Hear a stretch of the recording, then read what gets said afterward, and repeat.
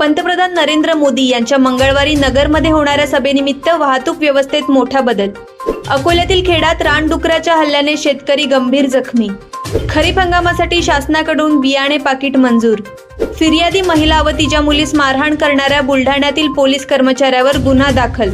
चंद्रपूरमध्ये बोअरवेल व विहीरधारकांची तपासणी सुरू. रेन वॉटर हार्वेस्टिंग केले नसल्यास होणार दंड. धुळ्यातील नगरपालिकेचा भोंगळ कारभार. नाले सफाई करणारे कर्मचारी 8 दिवसांपासून बेपत्ता.